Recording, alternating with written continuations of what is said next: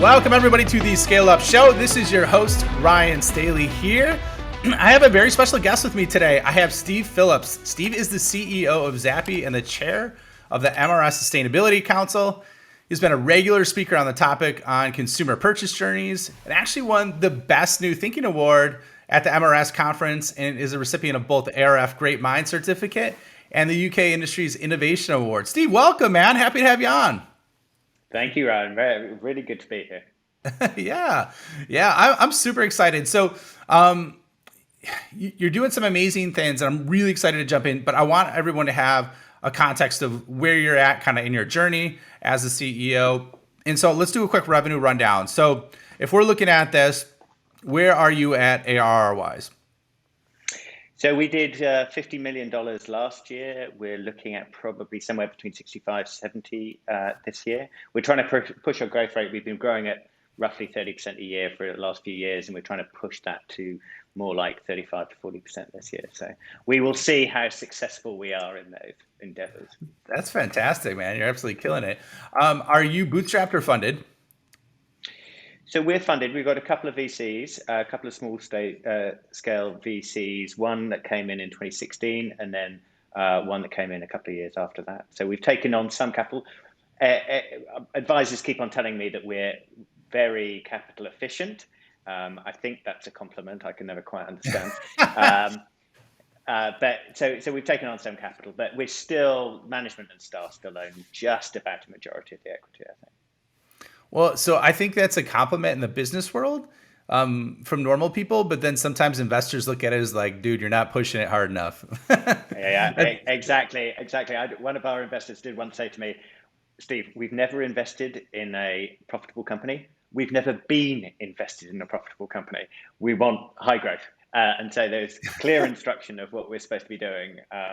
So yeah, we know why. We know it's what crazy. We're supposed to be there for. Okay, how large is your team? So we're just under 300 people, so about 285 people.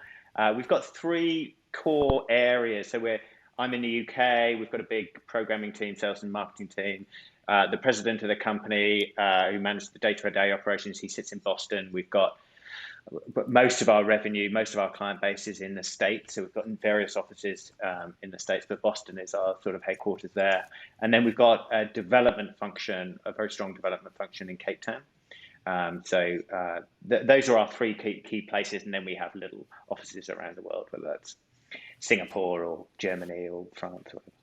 Excellent, man. So very, very geographically dispersed. What's your go-to-market strategy? So we are in the process of pushing as much as we can to a more PLG, a more product-led growth approach. But I've got to be honest, certainly in the past, and still a lot of it is relatively old school. So we sponsor events. We do a lot of thought leadership work. We create a lot of content in our area, and we use that to generate leads. And then we have obviously sales, customer service, etc. So it's very much a land and expand motion, because the companies we're dealing with, we work with large enterprises, global enterprises.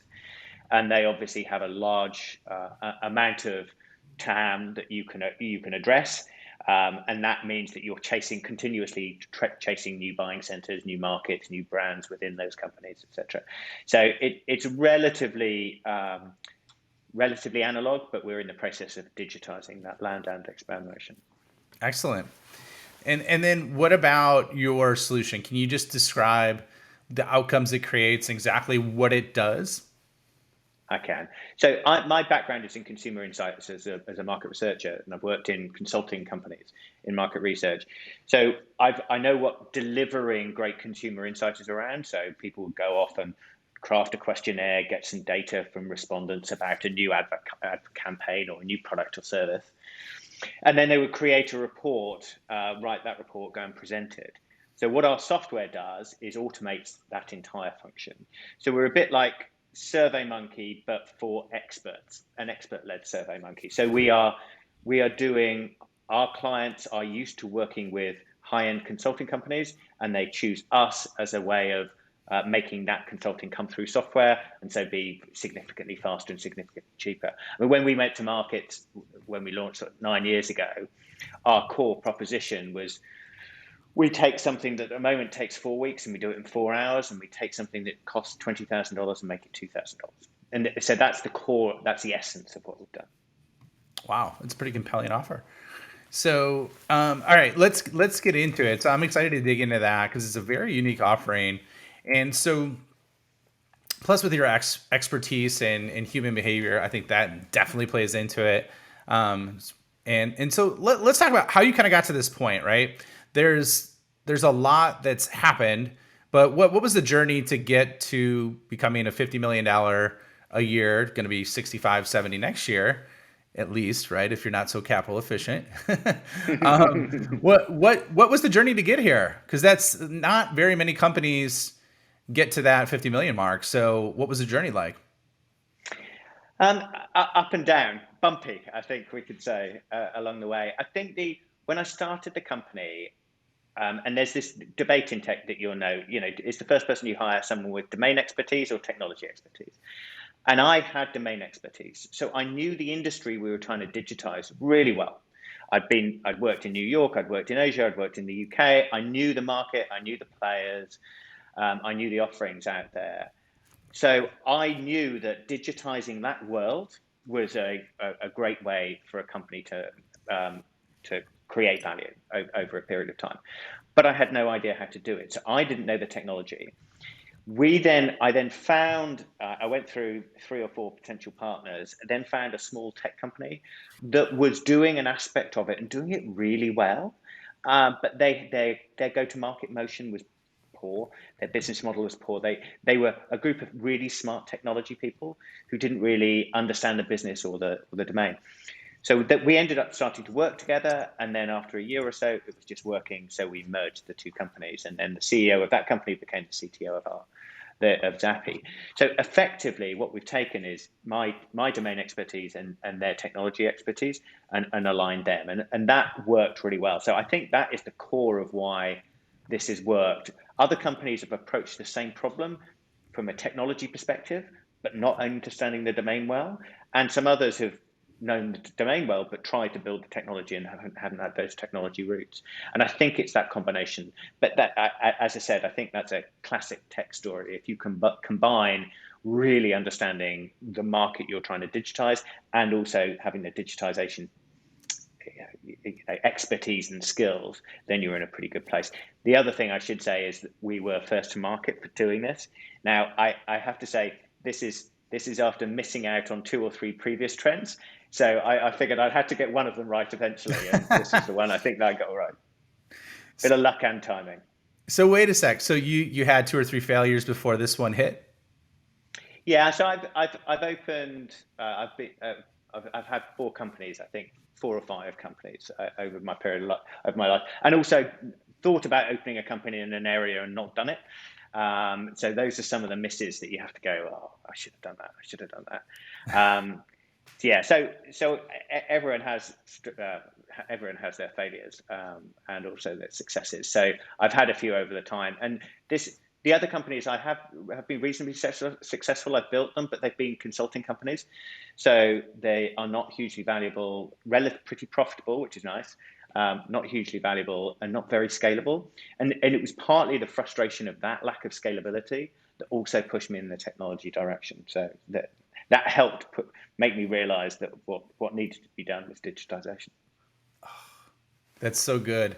I mean, so let's dig in deeper to that. And I didn't even think we were going to talk about this today, but you think sometimes, you had highly profitable, not very scalable on the consulting side. Why wasn't it very valuable? Because it's just not. So at the time, I think when I sold the business, it was maybe a $6 million revenue company. It was probably making 20% EBIT. You're valued on an EBIT multiple, but there's also, at that size, you're also thinking as a purchaser and as an acquirer, you're thinking, I bet that revenue is really dependent on 2 or 3 people. And if I buy the company and I don't make those 2 or 3 people stay, then the company's not worth much money anymore. The clients will go somewhere else. So you have to make those people stay, which means you have to pay them a lot of the profit.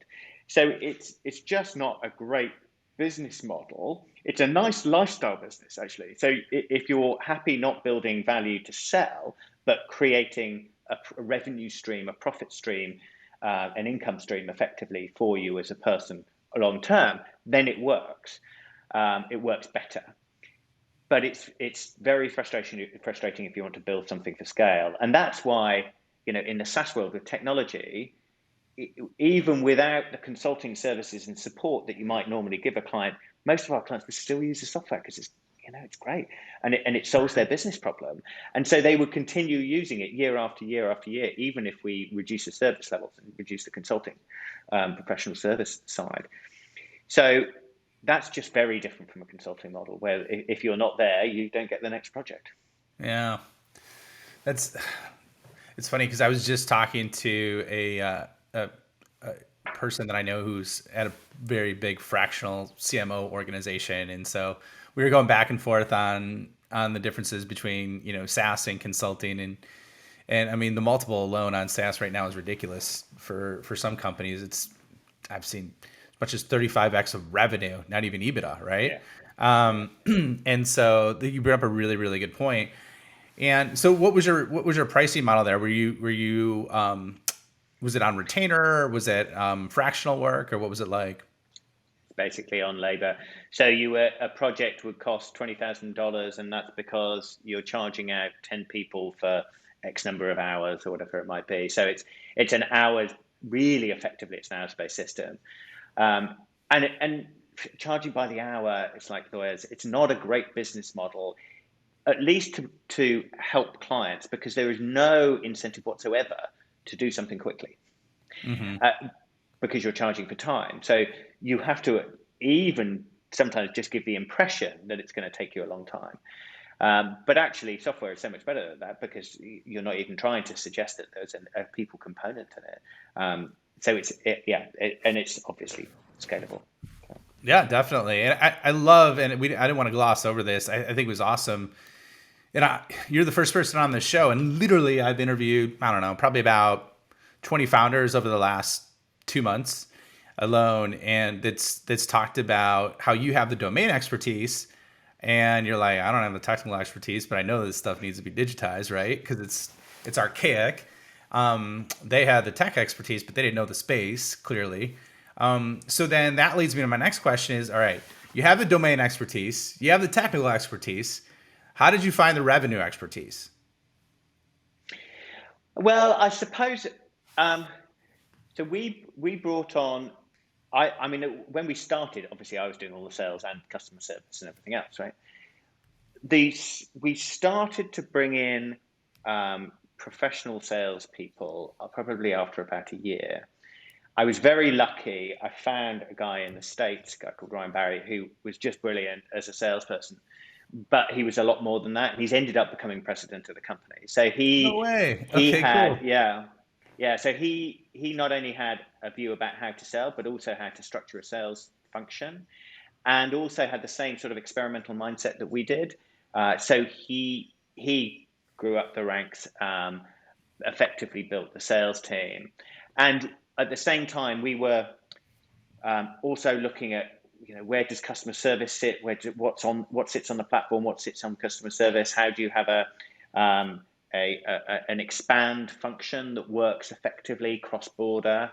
So we've gone down different paths, and we've gone, oh no, let's restructure. I don't think that's working as well. We've experimented with different types of salespeople. So we went through a period of hiring people who have only done SaaS sales, but actually found that the domain expertise was really useful, and it was easier to teach domain experts SaaS than it was SaaS people domain. That's probably something to do with our domain. So we've now focused more on hiring salespeople and customer service people with some domain expertise. So we've gone through different paths. I mean, like anything, as long as you're continuously learning and testing and trying, then hopefully it'll work out in the end.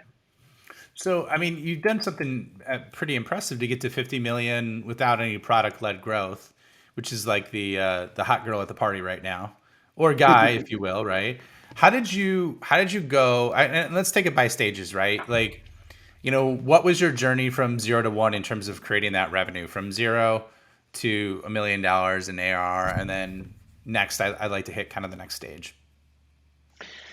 Yeah, I think when we first started the company, I was still in my old company. So I was at that point chair, but I was spending half my time on that old company. And we were working in the domain and had clients who were spending money on full service consulting model. And so I had a lot of connections. I had clients who were prepared to experiment with us. So when we started Zappi, we had really an on tap, a group of clients who would at least look at it, and suffered from the frustration that I knew they suffered from, which is why I set the company up in the first place. But and would spend play money or experimental money with us in the first iteration of the company. Now, as with any software, the first iteration wasn't great. And we probably overpromised and underdelivered on occasion. And we probably churned through a few clients and people were disappointed. Other people were very excited about the possibility that the software showed, because obviously going from 4 weeks to 4 hours and 20,000 to 2,000 is incredibly useful. And I think at the same time, we had that trend in business towards agility. So obviously you have the agile software development movement, and that was spilling into the mainstream parts of business where they were thinking, we should be agile too. We should be doing agile advertising. We should be agile product development using design-led thinking. And the promise of what we were doing was to empower those agile movers to make quick decisions, to get instant feedback, to understand what customers think about their idea that afternoon or the next day, but not just raw data, but a genuine report about what their idea is, their strengths, their weaknesses, areas to improve, what it would do for the brand, how it would make their consumers feel, who it's appealing to. Is it more for males or females or older people or younger people? So we were giving them the insight that they really needed, but in a time frame that worked. And that was the critical thing. At least it meant that quite a few companies were prepared to iterate and help us along the way. So we had companies that genuinely believed in the promise and would help. And this is what we've always done, is we've just worked with clients who, are prepared to be experimental, at least for a few years. I would say now our client base isn't necessarily experimental in the same way. We had some experimenters within clients, but I remember chatting to one of our clients probably 3 years ago. So this is after about year 6. And they said to me very clearly, Steve, you've got to realize you're no longer an experimental budget line. You're now core to our go-to-market dynamic. So you can't fuck up anymore. You can't have those bugs in the software. You can't have data problems. So that was a good realization that we had made that sort of next step jump to being a really interesting piece of technology that could solve our problems, to being part of our mainstream tech stack that we expect really high levels of service and uptime and quality and so that was one of the big pivots that we've had to go through. We're going through it naturally anyway, but it was an interesting process. Steve, can I ask you a follow-up question? Because that's a great point. I don't want to miss this. So when you cross that point of delineation, what was your revenue at? What were you charging at the experimental phase, right? Experimental line item versus you're like, dude, you can't mess up anymore. Like, what was the point of that crossing? So that was probably when our first client hit $1 million spent with us in a year. Okay. Now we've got. I think last year we had 10 clients who were spending over $1 million with us, and this year it will be 20 plus, I should think. But once these companies, they're big multinational companies. They have large insight departments, but as soon as you're that type of a number on their expense line, they're expecting pretty strong technology that doesn't break and delivers on time every time and all that sort of stuff. So and let's take it one step further. So if you're doing, let's say you're charging someone $1 million a year, they're investing, not charging, they're investing $1 million a year into your software. What would be the an example of an outcome that you would create for that for them? So what they're doing is so we're a SaaS plus usage model. So they've got the underlying platform, which is where they'll store all their consumer insight data. And they'll be able to look at macro trends. They'll be able to inspire their creators. I mean, our platform is basically data for creators. So we are a data platform that creators can help inspire and validate their ideas.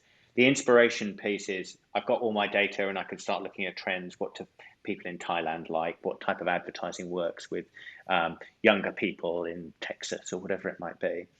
And then the validation point is testing new ideas before they go to market. So before they go to the market, obviously they've got no data. As soon as they hit the market, they'll have lots of data: consumer data, media data, social media data, et cetera, et cetera. But we're the pre-launch piece. So for that pre-launch piece, every idea, mock-up, change in price point, all of those things they'll want to iteratively test. So we'll have a package that says you can do X number, 100 to 500 or 1,000 tests a year, and they'll pay for that on top of the platform subscription. So that's our charging model. Okay, so it's platform plus usage. Okay, that's first round. Okay, excellent. So let's get back. So then when you got to that million mark, what was the shift you made to go from, or the number one focus you made as an organization to go from 1 to 10 million? So the first thing I did is sell my other company, so I could concentrate on this. So that was the first piece. By that stage I'd realised this idea had legs. So we started to seriously think about how we could scale. We were loss making at the time, but manageable. But we'd made a bit of a splash in the industry because people suddenly went, oh my God, this is possible. Like, people hadn't thought it was possible before. So we realized that other companies were going to try and push in this direction. So that's the point where we decided to take on funding. Now, we didn't take on funding. We took on a strategic investor for a very small amount of money at that sort of early stage. So we brought in, basically it was an analog company in our industry that was interested in our technology and wanted to partner. And so they put a little bit of money in, and we used that to build them products that would sit on our platform so that they could effectively digitize some of their go-to-market strategy. So that was the first stage, and that helped push us from sort of 1 million to 5 to 10 million. And the 5 to 10 million is where we took on our first VC round. Okay. So did you get access and sell to their entire customer base as well when you got to that point? Yeah, that was the idea. So it was an interesting period. We were very close to this company, partnered, and they were shareholders for about 5 years. And then we ended up separating. And it was an interesting process going through that with them. So their first thing was, we want to digitize our IP. They're brilliant thinking. They wanted to digitize and be able to offer at a cheaper and faster rate than they were currently doing it. That started hitting up against their business model. So their business model was about making money from consultants. So actually, the people on the ground didn't really want to sell in the cheaper, faster version to their clients because they wanted to make consulting money. Right, yeah. So intellectually, they knew they had to do that transition. Practically, it was very difficult to drive change, and it was a large organization. And some of the things that we wanted to digitize, particularly meta-analytics, particularly the ability to look across lots of different studies, learn about trends. They had been charging large amounts of money for someone to spend months doing something that we could do on a flick of a button on our system. So it became a problem for their revenue model. And also, we started wanting to go in different directions. We were looking at digitizing human expertise, which is really the core of what we're trying to do, is take brilliant thinking and put it into software. And as a consulting company, the last place you want is brilliant thinking is in software, because you want it in your consultants, Yeah, you want to be and the that's brilliant what they thinker, get paid right? on. Exactly. So that was a great learning experience. It really taught us a lot. It was wonderful to be able to work with them, but it was one of those pivots that you make when we moved away from that. Okay, that's interesting. I mean, I can see that you got a built-in buyer, you got access to the customer base, so a lot of like built-in assumed growth from that, and then it's kind of like Kodak with digital cameras. They're like, yeah, this is Yeah, great, but we don't really want it yeah, to happen because it cannibalizes a big portion of our business. Or like Netflix with basically Blockbuster video. It's like yeah. same concept. They're like, well, this is good, but we don't really want it. And then you get that internal resistance, which actually leads to their downfall. I'm not saying that led to the downfall of your company, but that acquired you or invested in you, I should say. They ended up getting acquired by a private equity company that's trying to digitize them now. So Shut up, really? That's yeah, how full circle is that, right? So, all right, and then in a hyper quick version, because I don't want to like cut the story short, because I want to get into your ninja skill. So, when it comes to the next phase, okay, then what was the primary focus of getting from 10 million to 50 million? Now you got money back behind you. How much did you take on at that point? we took on about $10 million primary Okay. at Were you our at 10 million and first. then you took on 10 million? Is that about right? Or were you a little We were less? at 7 or 8, Okay. seven So or eight, 7 or 8, you something took like on that. another 10. And then Yeah, what was the primary focus to get from that 10 to 50? yeah. So then we made a mess of things. We cocked up. So effectively, what we did is we went from about 40 people to 140 people in about 6 months, and we had no idea how to manage that. It was a disaster, and it just slowed us down more than speeded us up. The good thing is we hired a bunch of great people. So whilst it slowed us down for probably 6 months, it then helped us accelerate on the back end. So it ended up being a good story. But if you're out there and thinking about doing the same thing, don't do it. Do it in stages. just take on people quickly, but not that quickly. And so what we did, we were investing a lot in the platform, building out new solutions for clients, working very closely with some major organizations, and building out a much more sophisticated revenue and marketing function. So the standard things, I suppose, with an investment of that type. And we continued to grow pretty rapidly. We were then hit by the end of that partnership. So that partnership that I mentioned previously was a third of our revenue at the point that we parted ways, and so we lost a third of our revenue in one go, in one hit within 3 months. Now that was probably one of the most painful times, but it did refocus how our go-to-market mechanism was going to be, that we weren't going to go through a partner, that we were going to have our own relationships with clients, and that we were going to build on those, and we were going to work very closely with our client base to decide what our roadmap looked like and how we were going to develop for them in the future. So then it's really been a process of continuously investing in what's working and trying to understand continuously what's not working and stop investing in it, right? So I think, other than the recognition of we don't want to partner in the way that we had partnered with the agency before, the main learning was iterative. It was about, does this piece of ROI work? Does this investment work? Does this type of, should we be in this country or that country? Should we be going after this vertical? Can we go after this vertical?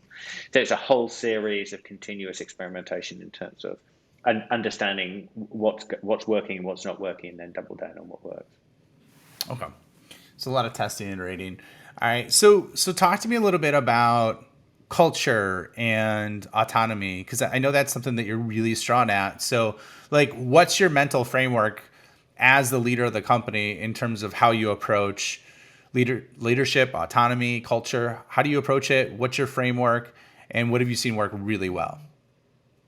Yeah, sure. I think so. We've experimented a bit with as much sort of radical transparency, radical autonomy as we can. So we've been through different phases. We're continuously learning.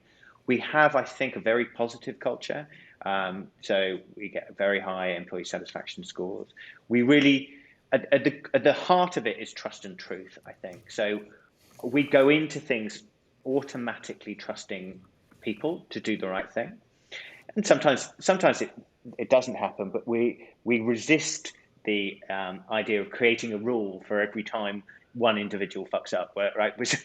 We will not create rules if we can possibly avoid creating rules, and we will instead leave it up to people because we trust them. And then truth to me is about getting to the heart of the why, asking those 5 whys, getting to the heart of the problem that we're trying to solve, the heart of the issue for the client, the heart of why teams aren't working as well together as they should. So that trust and truth combination, and that leads to, I think, autonomy, because it says to people, look, you can make decisions about what you're doing. You can decide which way your team goes. You know what the vision of the company is. You can help work through to make that vision a reality.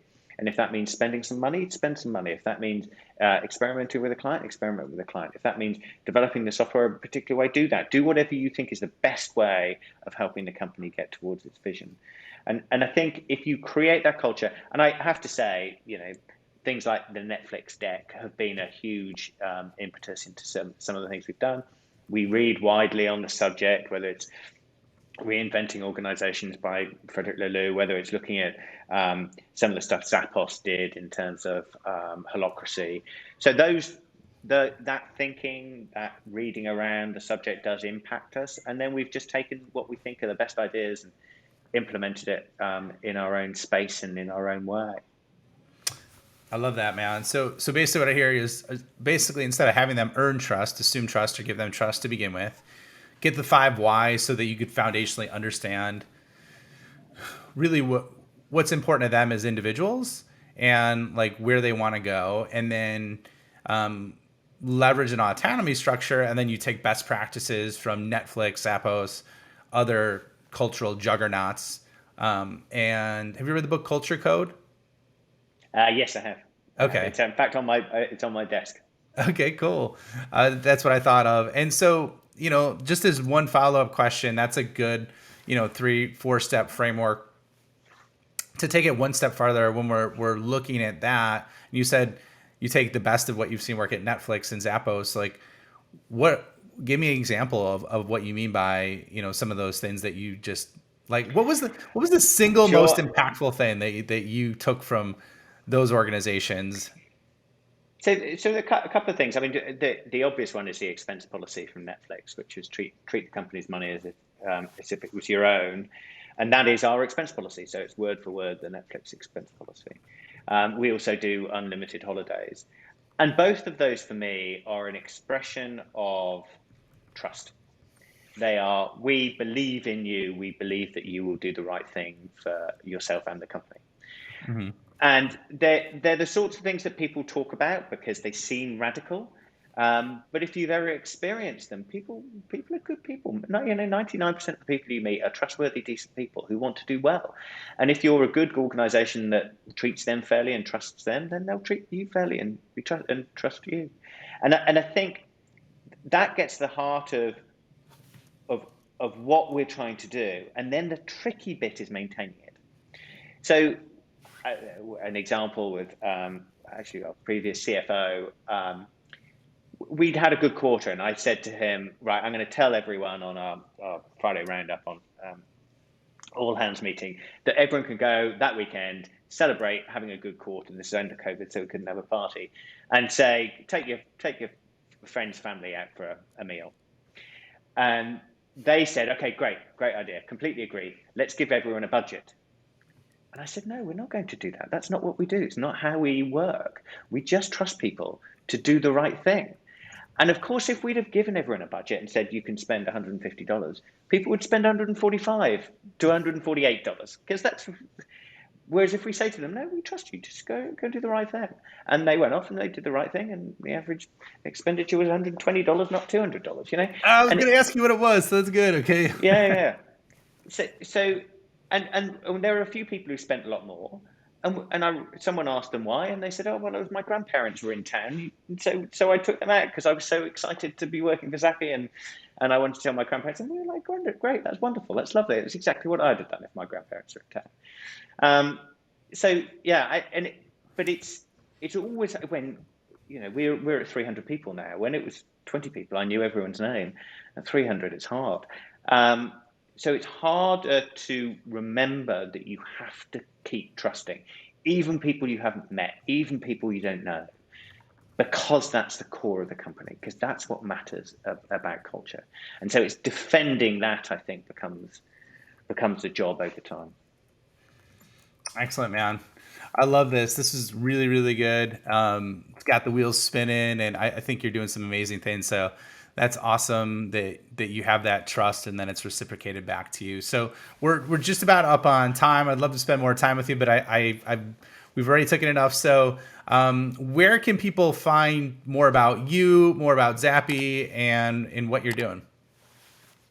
Sure. They can look at our website is zappi.io. Check me out on LinkedIn, Steve or Stephen Phillips at Zappi, and love to start conversations with people. So please do get in touch.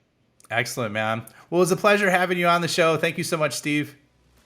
Thank you, Ryan. Really appreciate it. It's great fun.